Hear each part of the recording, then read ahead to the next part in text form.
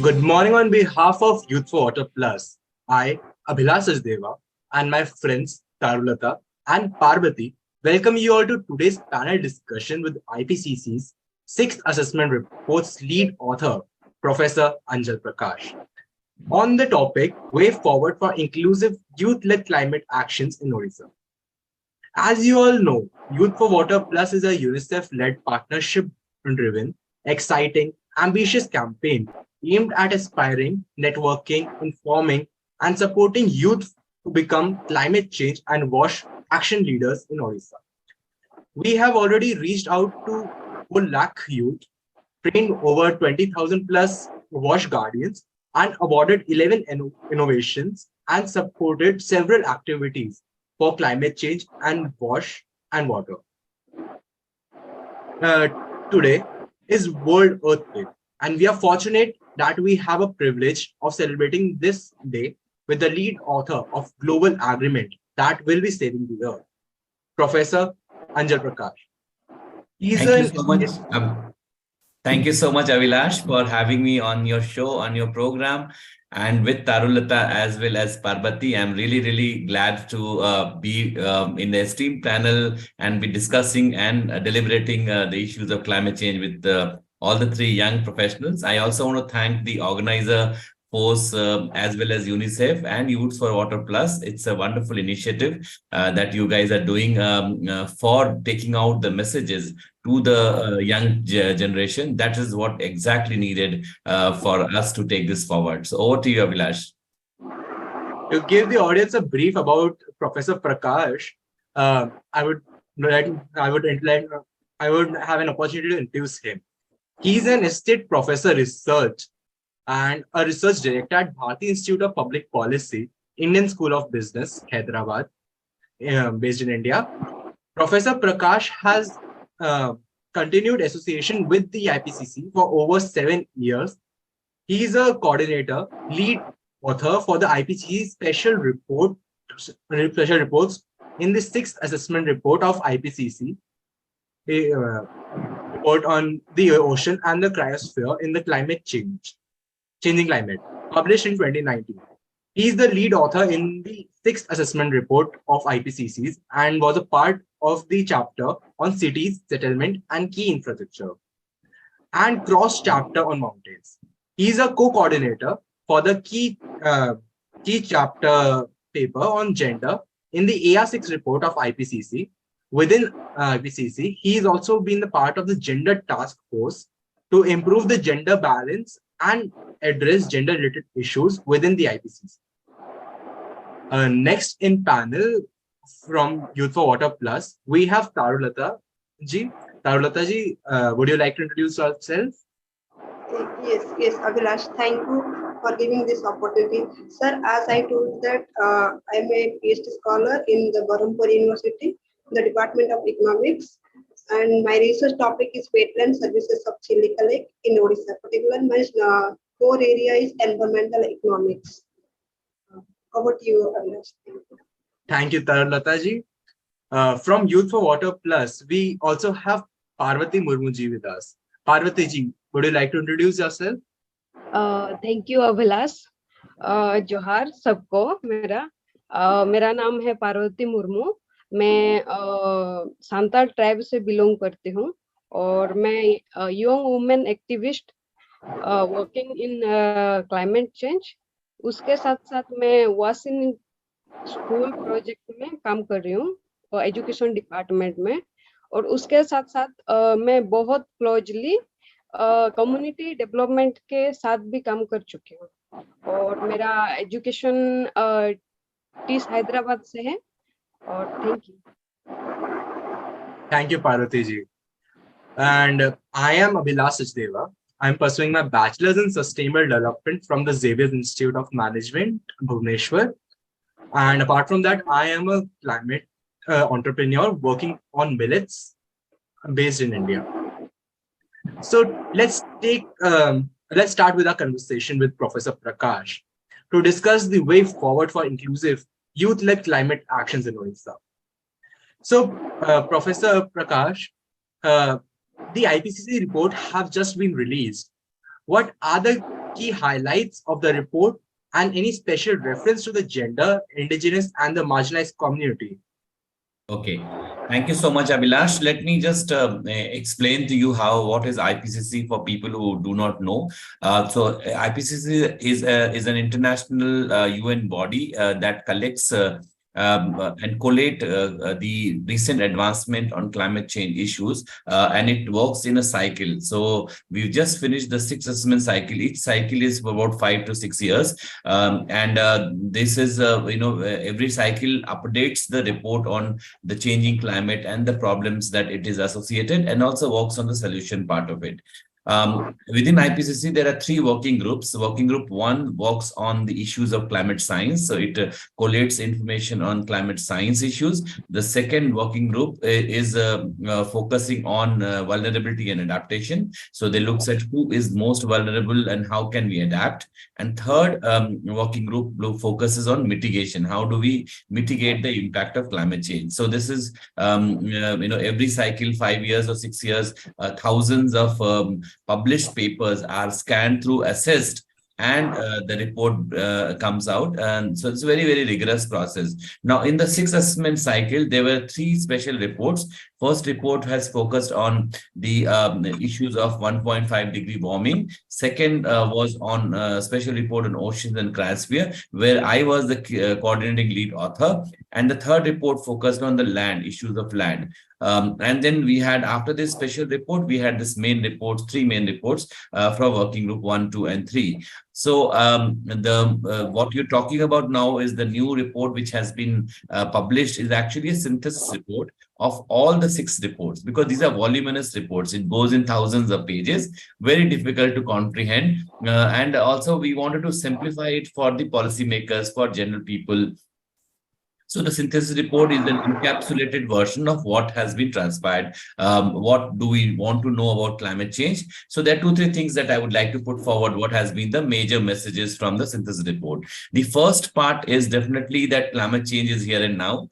Science has proved that climate change is there, and all the events that we are looking at, extremely, the extreme weather events that we are looking at, either floods, drought, cyclones, they have something to do with climate change issues, so something that we need to really gear about or work about in terms of how do we take this forward in policy as well as practice. So that's number 1. Number 2 is the report also tells us that we are not compatible with 1.5 degree. See, in the Paris Agreement in 2015, the countries of the world came together and they signed an agreement saying that we will not increase the world's temperature to 1.5 degree, more than 1.5 degree, because every fraction of warming will have a devastating impact on our climate. We already this is 2023, and we have already reached 1.1 degree of warming since the pre-industrial age. And the new report is predicting that we will be, by the middle of the century, that is 2050 itself, we will have 1.5 degree global warming. And it is likely to increase by 2 degree or maybe 2.5 to 3 degree, depending on the kind of work that we do as countries together. So that means that we have not been compatible with the warming promise that we did, that we will have to curb the warming. So that's number 2. Number 3, which is a kind of a thing which is there, is about the windows of opportunity. So our time for action is also have very limited time frame now. About 15 to 20 years is what we have to take action. Otherwise, it will be a doomsday scenario, because after the global warming reaches 1.5 degree pathways or something, or more than 1.5 degree beyond 2050, things will be very difficult, because we'll be actually breaching the boundaries of the climate. So we cannot adapt at that point, and then we'll have to look at how mitigation can happen. So the focus actually is on how do we mitigate. Earlier focus was how do we adapt, but now it's also mitigation. So these are major things coming out from the report. Over to you, Abhilash. Thank you, sir. So as sir mentioned that we have already touched 1.1 degrees Celsius temperature rise, so which is leading to a lot of climate change. So now I would like to know from Tarulata ji, who has been researching and working on Chilika lakes, has climate change impacted the Chilika and how? Yes, Abhilash. So, due to climate change, normally local fisher folk as well as local residents in and around Chilika Lake are facing different problems in their lifestyle. Except this problem, another one problem is the deepness of water bodies is decreasing day by day due to climate change. Because in summer season, there is very less amount of water in Chilika.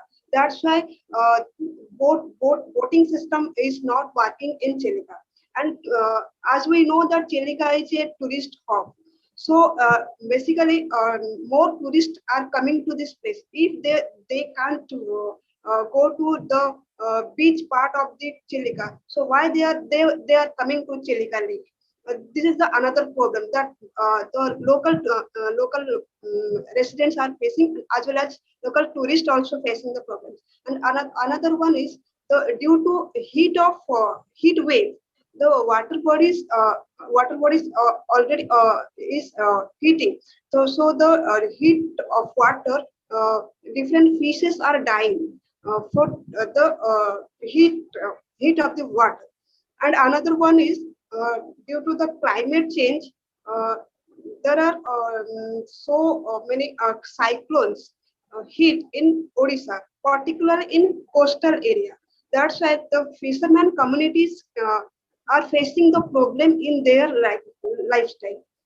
And due to this cyclone, they can't catch the fish from Chilika. Uh, that's the problem, Abhilash. Uh, Thank you, Tarulata ji. Dom, I would love to know from Professor Prakash. So, as Tarulata ma'am mentioned that the problems that are going through Chilika, and Chilika is one of the India's Ramsar site, which holds international recognition. So, sir, water bodies and wetlands have a big role in climate change resilience. And that's not just in India, it's everywhere. So does the IPCC report comment on this or suggest a way forward to it? Yeah, thank you so much for this question, Abhilash. See, IPCC is a global report, and it means that it actually has to take care of 196 countries, which is within the purview of IPCC. So the entire country of the world, how is it changing? So the lowest denominator for IPCC is Asia, if we come to closest to India. So in that sense, what happens is that the any particular sites or subsites in India will not have mention, because it's a voluminous work that is happening and it has to take care of the entire world's climate change issues. But there are certain things which has been discussed, especially in terms of wetlands or in terms of protecting our water bodies. The entire chapter on water in the working group 2 actually focuses on how we can protect our water bodies, and these principles can be applied, but these are universal principles which has been part of the assessment, and trying to see how these assessment of water bodies across the world has been taken into account, differentiating by regions, right? So that is how it will be did. But if I could apply those principles here for India, especially for Chilika, you know that Chilika is one of the largest brackish water lake. It has a significant ecological importance for our life, and also for the fisher folk communities, which is directly dependent on that. And off late, as Tarulata knows, the Chilka Lake is under severe climate change threats. You have cyclones coming, you have all other, the fish production has reported to be on a decline. So it's facing severe issues which needs urgent political attention as well as policy actions. And I think that is where there are numerous studies on Chilika, which so we don't have the dearth of knowledge of what can be done. The solutions are already known. What we need is the time for action. Yeah, so that is what I would say. And we can draw from IPCC's principles of broad trends that we have been saying in IPCC, which can be extrapolated for protecting some of the wetland regions of India. Over to you. All right. When we talk about Odisha, we can't ignore the indigenous and the tribal communities in Odisha. So I would love to know from Parvati ji um, about how climate change is impacting the tribes and the village community in Odisha. Okay. When we will talk about the climate change impacting not only the tribals area, also impacting in both or one area also. But today I am going to talk about some issue, causes, and solution about the tribals community in impacting climate change. So when we will talk about the tribals, yeah, community, village levels, suddenly automatically come in our mind that forest, villages, river, it's a green, peaceful area. So because of that कि हम लोग बचपन से देखते आए हैं कि ये विलेज का मतलब है ऐसे सिनारियो होता है, जैसे कि फॉरेस्ट होता है, ग्रीन ग्रीन होता है, फिर पीसफुल एरिया होता है। तो क्या हम जो देखते आ रहे हैं अभी भी ऐसे देख रहे हैं क्या? ऐसा नहीं आ रहा है, बहुत कुछ चेंजेस हुआ है। तो हम लोग का जो नेक्स्ट जनरेशन आएगा तो वो उनको सेम कुछ फर्क सेम ही दिखाई देगा, अदरवाइज कि वो अर्बन में ज्यादा व्हीकल एंड न्यू टेक्नोलॉजी अलावा, नहीं तो सब कुछ सेम होगा अर्बन और रूरल एरिया में। क्यों बहुत सारे चेंजेस ऐसे आ गए हैं। तो फिर हम ये नहीं बोल सकते कि इसका मतलब ये नहीं कि जो क्लाइमेट चेंज हो रहा है और ट्राइबल की वजह से इम्पैक्ट हो रहा है, वो नहीं बोल सकते। बट ये साइकिलिंग है, जैसे कि हम लोगों को इश्यू भी पता है, कॉजेस भी पता है और सॉल्यूशन भी पता है। जैसे कि उसका जरूरत होता है, नीड, फॉर एग्जांपल जैसे फॉरेस्ट है, फॉरेस्ट से ट्राइबल लोगों को बहुत कुछ मिल रहा है, जैसे कि लकड़ियां, पत्ता, फिर जैसे कि कुछ प्रॉपर्टीज वगैरह फाइनेंशियल के लिए। तो उसके लिए वो जो जब कलेक्ट करते हैं तो कलेक्ट करने के लिए जो कलेक्ट करे पर उसका रिप्रोडक्शन नहीं हो रहा है, नहीं लगा रहा है, तो वो खत्म हो जा रहा है। तो उसकी वजह से गर्मी बहुत बढ़ रही है, गर्मी बढ़ रही है तो सीजनेबल बारिश नहीं हो रहा है, बारिश नहीं हो रहा है तो एग्रीकल्चर भी नहीं हो रहा है, क्योंकि ज्यादातर ट्राइबल्स लोग एग्रीकल्चर और फॉरेस्ट एरिया में ही डिपेंड करते हैं। तो अगर एग्रीकल्चर नहीं हो रहा है तो लोग ज्यादा माइग्रेट लेबर जा रहे हैं, तो ट्राइबल एरिया में लोगों का संख्या कमी हो रहा है। तो कमी हो रहा है मतलब उसमें भी बहुत, जब जा रहे हैं संख्या कम हो रहा है, तो उसमें जब एनिमल, डोमेस्टिक एनिमल होता है उसमें भी नंबर डिक्रीज हो रहा है, क्योंकि उनके लिए जो देखने के लिए, देखभाल करने के लिए लोग होना चाहिए, वो सफिशिएंट नहीं हो रहा है, तो उसके लिए पाल नहीं रहे। और फिर उनके लिए जो ग्रास चाहिए खाने के लिए, वो भी इस समय में समर सीजन में उसको जला दे रहे हैं, जो फील्ड वगैरह एग्रीकल्चर फील्ड वगैरह जला दे रहे, तो उनके लिए ग्रास नहीं मिल पा रहा है, तो खाने के लिए भी बहुत प्रॉब्लमेटिक हो रहा है, तो इसलिए वो नहीं पाल रहे, कमियां हो रहा है। तो उसमें भी एग्रीकल्चर में भी इम्पैक्ट पड़ रहा है, क्योंकि जो खाद होता है, डोमेस्टिक एनिमल से जो खाद मिलता है, तो वो एग्रीकल्चर में जब डालते हैं तो अच्छा फसल उगता है, तो वो नहीं हो पा रहा है, तो उसमें भी वो उनका लेस हो जा रहा है।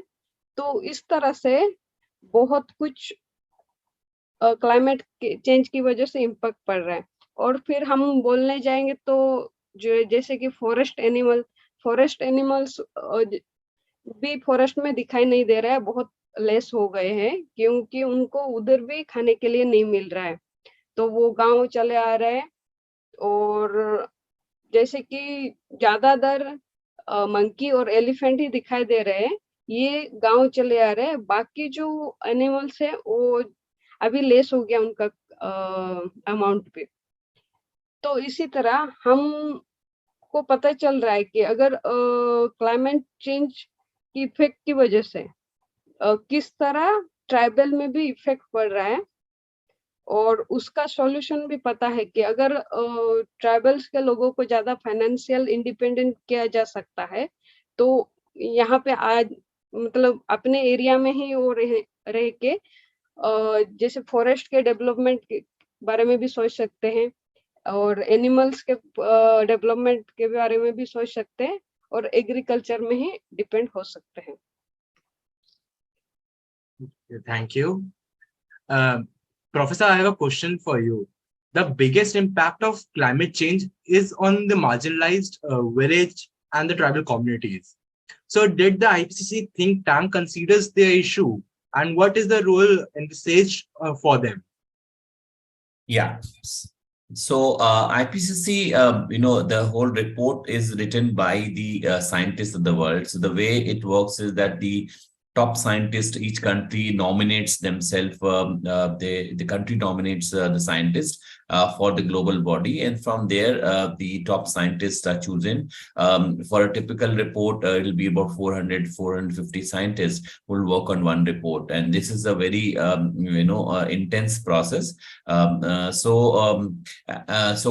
one issue which we have definitely been very conscious about in IPCC is about the impact of climate change on the lives and livelihood of the vulnerable communities. And here it is one is that in terms of region, the global south region, which is Asia, Africa, Latin America, South America. These are the countries of the world are one of the most vulnerable because they have the least capacity to cope with the changes of climate. That's number one.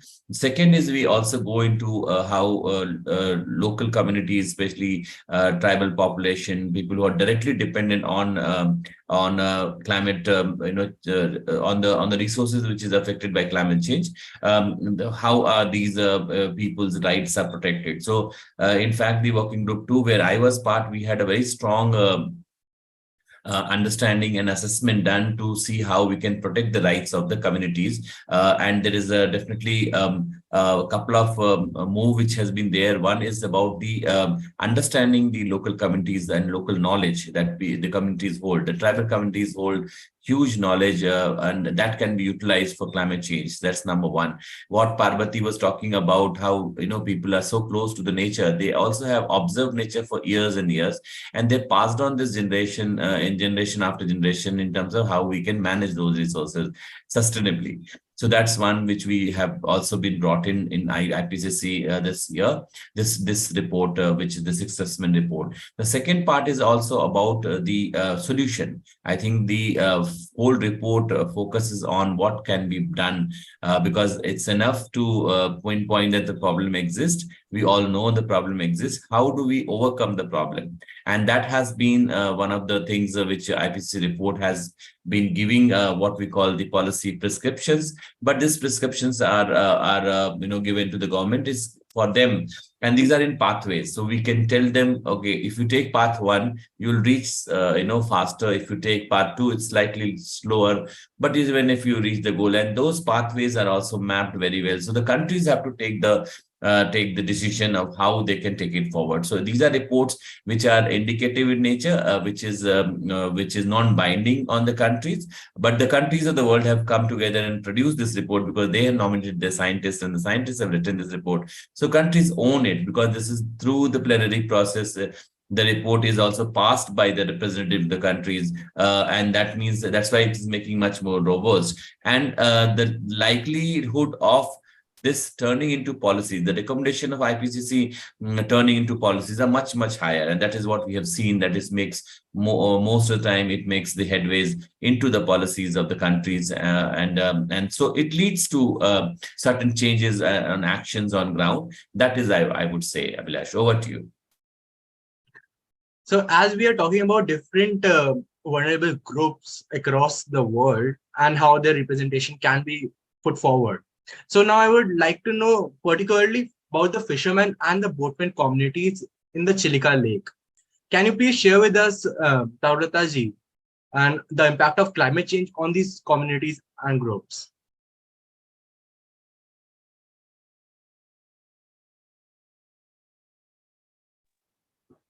According to Chilika Development Authority, there are more than 2 lakh fisher folk are living in and around Chilika Lake. So due to climate change, they are facing problems in their day-to-day life, due to cyclones.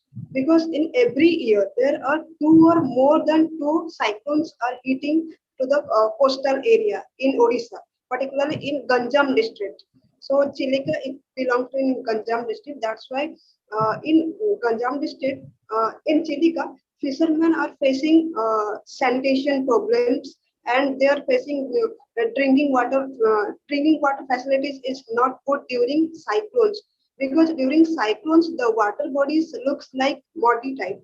So fishermen communities also used this water for their day-to-day life, because they don't have proper sanitation problems. So due to climate change, it impacts on local fisher folk also. And another one is due to climate change, fishes are dying, day by day dying, because of heat wave, because of cyclones. So the production of fishes decreases. That's why the fisher folk, the income of the fisher folk is also decreasing. So they are migrate, they transfer their income sources from fishing activities to other activities, like local business work in and around Silicon Lake, and making small shops for balls and chains in and around Silicon Lake. So they said that when I asked a question that how you managed how you managed during cyclones or during summer season, they said that we have only one income source, that is Chilika. So if we can't get any income from Chilika Lake, so we transfer our income sources from other sectors like agriculture sectors, or making small shops in and around Chilika Lake.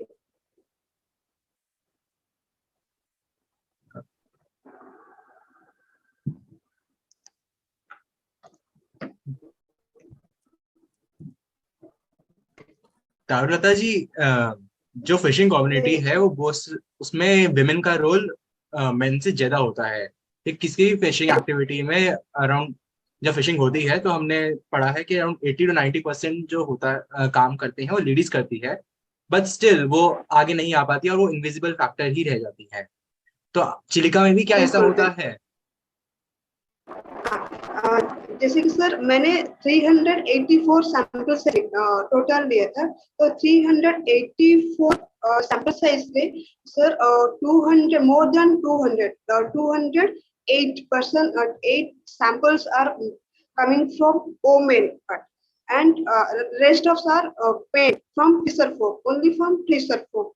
So they don't prefer to stay, they don't prefer to live in house, and they prefer to make some fish papad and different activities in fishing sector.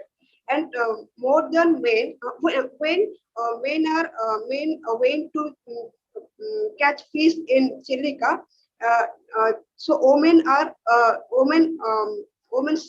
sold these fishes in small areas, and also in local fish market. So the work of women is more than the work of men. So the working activities of fisher women are greater than fisher men. Over to you, Abhilash. So Professor Prakash, as Tarulata ji mentioned, the role of women is more than men when it comes to the fishing communities, and just like that there are numerous other marginalized communities, and the livelihood impact felt by most of these marginalized communities by women. Were they the part of IPCC consultation process, and how does the IPCC address their problems? Yeah, very good question, Abhilash. See, IPCC has a very special focus on integrating gender and social inclusion issues across its different chapters that we have been working in. And I have been fortunate to co-coordinate the cross-chapter box on gender and social inclusion issues, especially focusing on how do we look at the issues of gender and how it cuts across different other intersectional issues. So you have disability, you have age, you have all other factors.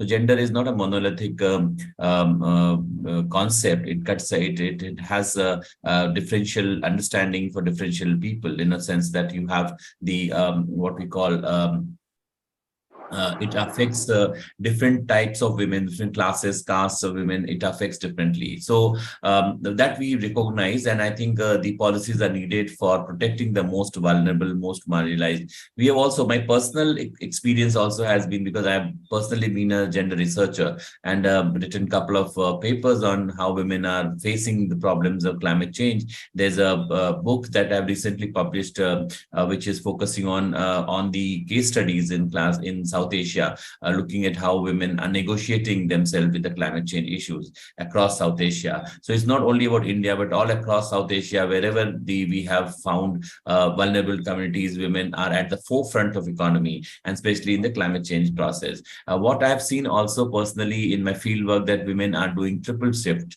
They get up as early as 4 o'clock in the morning and sleep so late because men have migrated, as Parbati ji is telling us. The male migrations are very, very high, and everything is in the shoulder of women. And these are making them much more vulnerable, because they have to look after their house, they have to look after the elderly people at home, children, at the same time also economy, which was earlier divided between. And not that the men are doing very well outside. When they go, they also live in abysmal conditions in the urban locations, and they also bear the brunt of. So climate change is pushing a lot of migration indirectly, and that has been fueling for a long time. Now, coming to how do we recognize? So first of all, having a cross-chapter box on gender has recognized this as a global phenomena. It's not only about India or South Asia, but all across. We have seen that these changes are affecting the lives and livelihood of women, and we have differentiated them by different intersectional issues that also is being brought about. So I think the report have urged the countries to take proactive policies. Second part is also about not thinking women as the victim, but also as a very proactive agents of change.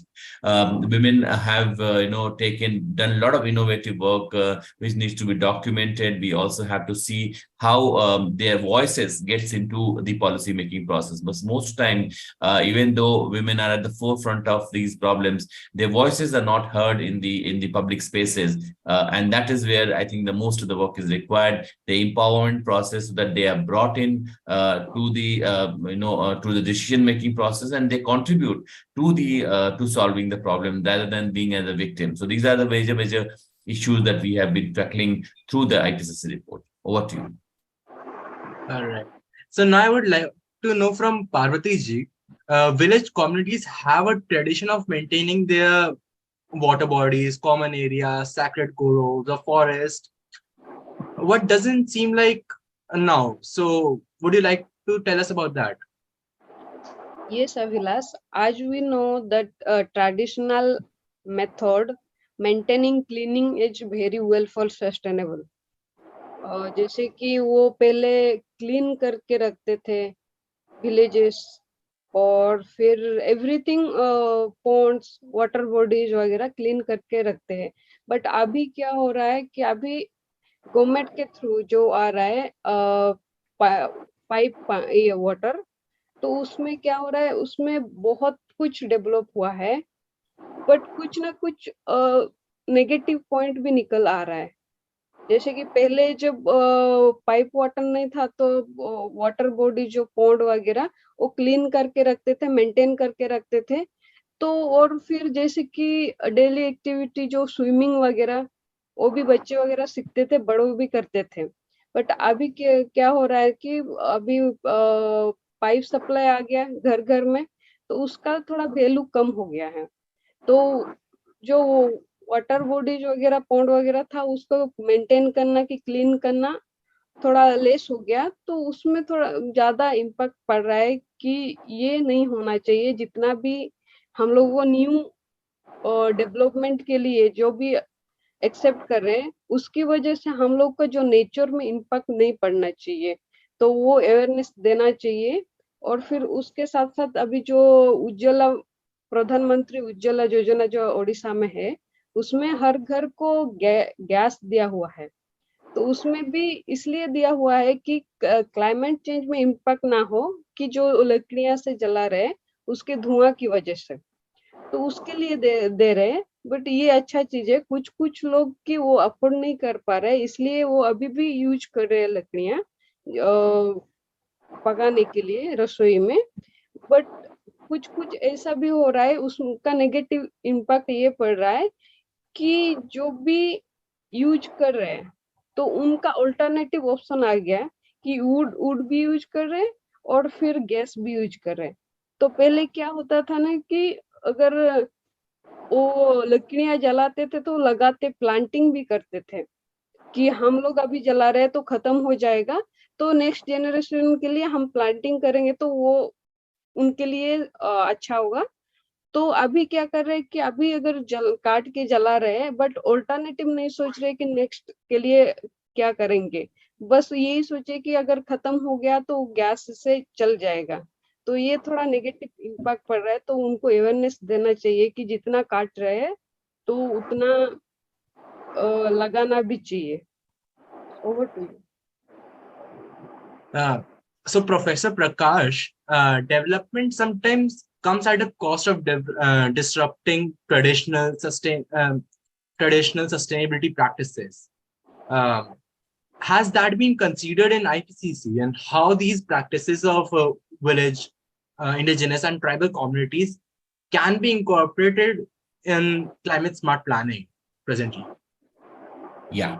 So IPCC reports are always for sustainable development. It is, when you look at climate change issues, they are the issues itself we are confronting only because there has been unsustainable way in which we have lived our life on Earth, right? So that's exactly what we are refuting. So the entire framework definitely is emanating from the appreciation that sustainable development is needed, because we not only have to conserve the resources for our just generation, but also for our future generations, and that's where this is there.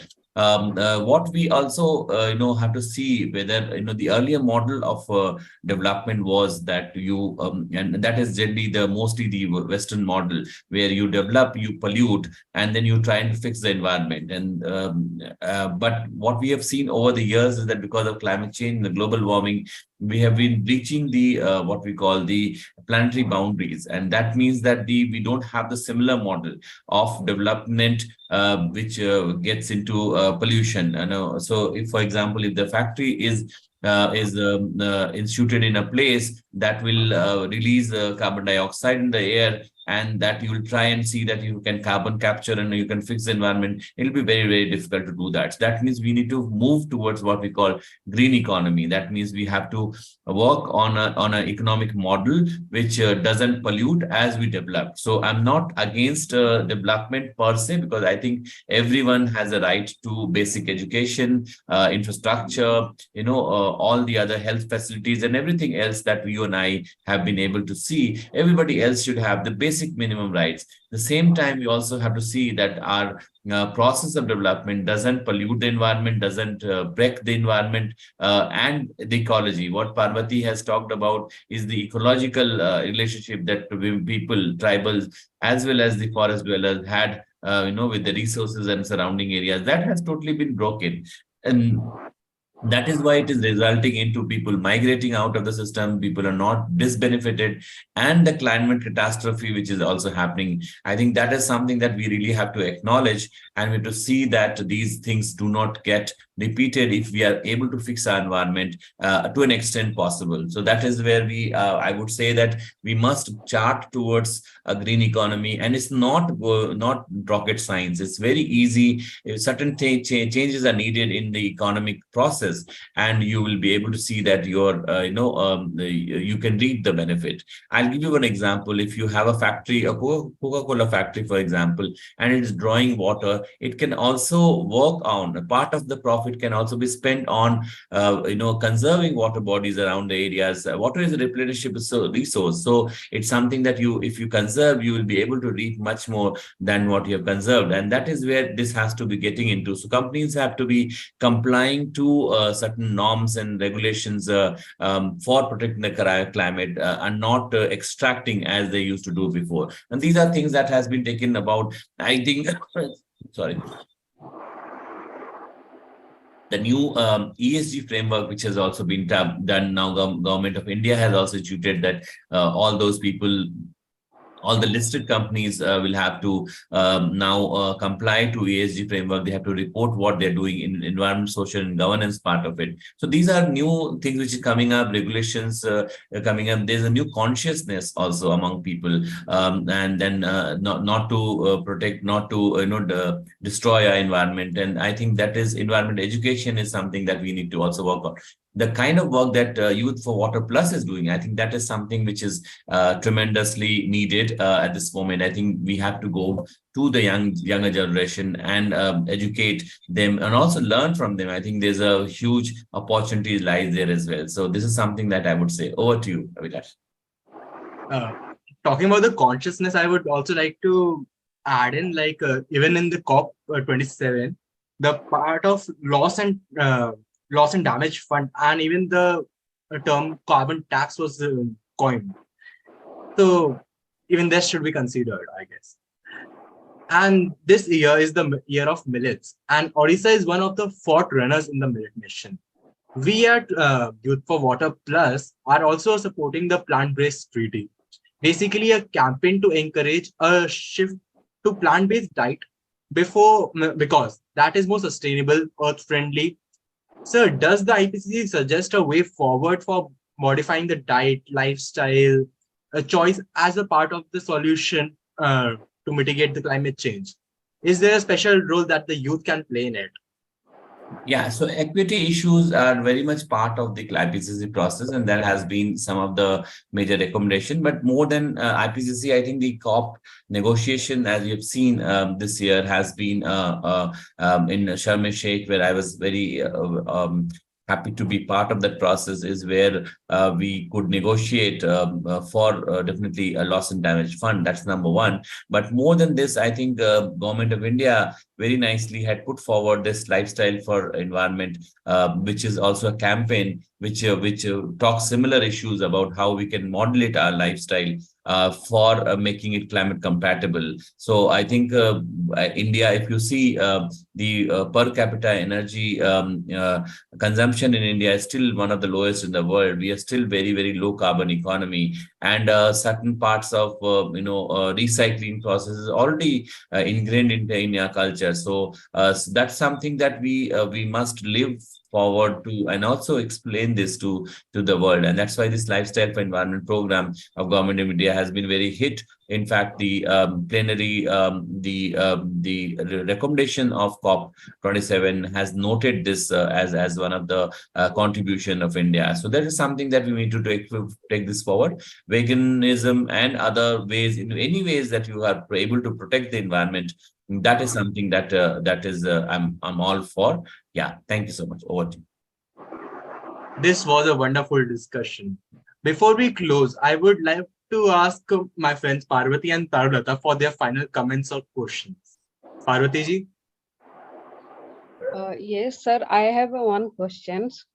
Sir, we know the issue, we know the causes, and we know the solution.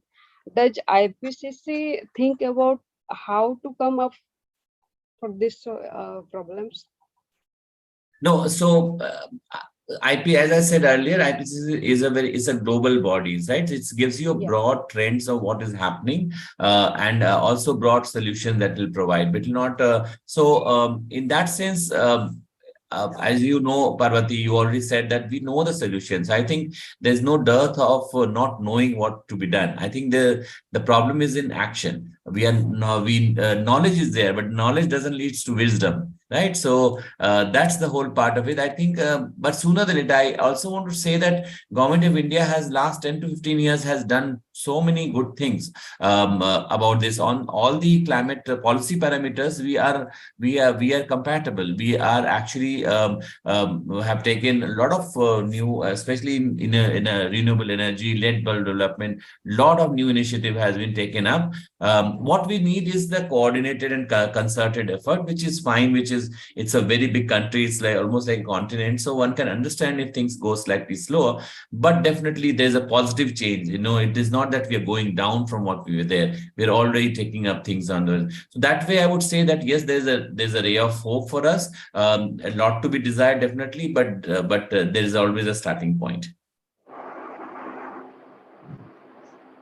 So yes, sir. I have one question. Sir, is there any policy in IPCC that how we conserve wetlands in our country?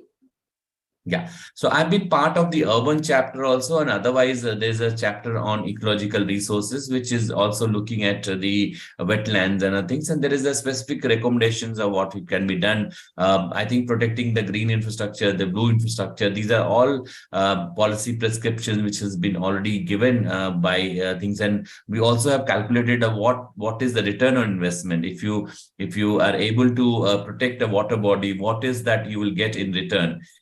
See, some of these big water bodies are also they also sequester carbon. So it's a carbon sequestration process which helps. So it sinks in. So whatever carbon we are producing in the environment, water and forest bodies are able to absorb it in themselves, right? So there's also a carbon sink which is required. So it makes the environment much heavier on carbon dioxide if you have protected water bodies, protected forest bodies. These are all things which is already known, but we also have to put forward in a much more interesting way so that there's an action taken place. So there's no brainer that protecting water bodies will not lead to a better environment, within the country and to the region as well.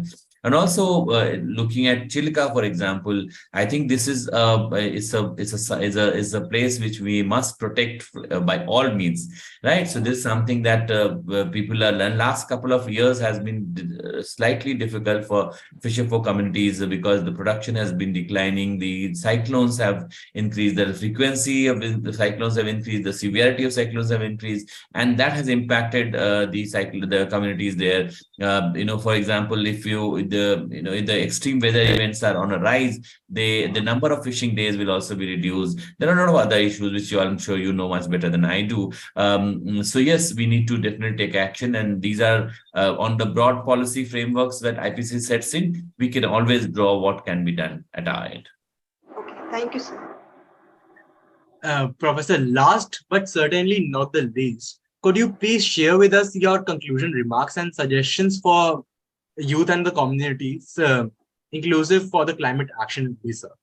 Yeah, my only, I wouldn't say concluding action, but my only request to the youth is to, not take things on a face value, challenge the ways in which certain environment resources have been extracted and disbenefiting the people at large, right? So you and I have not been able to do. I've been saying this all across that our generation has failed to protect our environment. The now onus on protecting is on the youth of the country today, and India is one of the youngest country. You guys are someone who are able to what we call, can take this forward, the messages forward. And I look up to you to protecting the environment, and also with much more force than we have we have been doing it. So my only message to the young population of this country is to apply the force, come together, discuss, deliberate, and act